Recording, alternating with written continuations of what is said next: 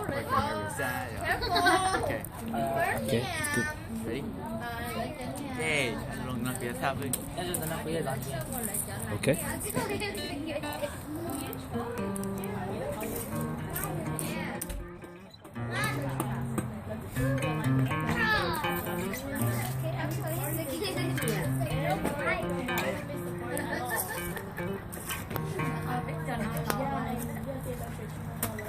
Trong trên mùa cần nhớ hồ lương địa tế nhỏ hồ luôn gì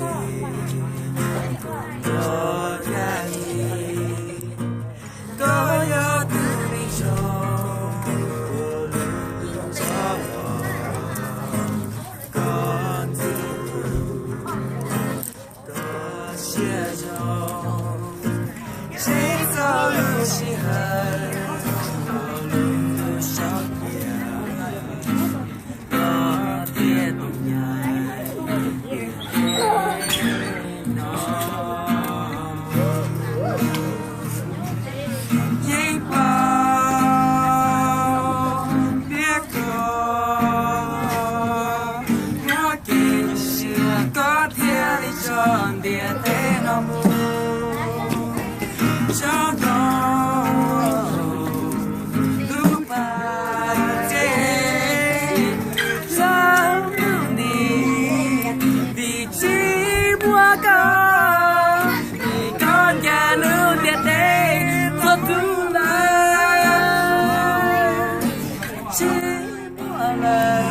Okay, dry in, guys, dry in.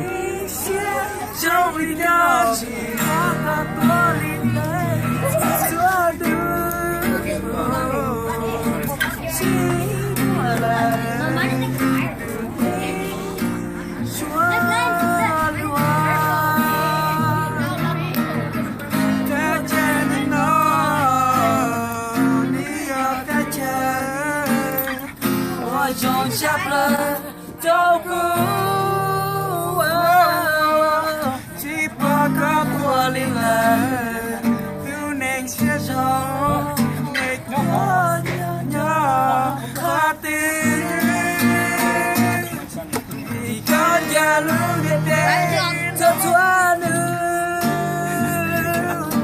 chỉ buồn lời yêu nên sẽ trong lý có chỉ có nó thật chúa That's good, that's good. Keep going.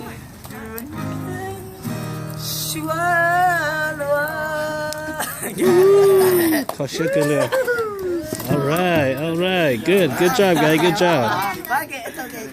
You're doing good, yeah.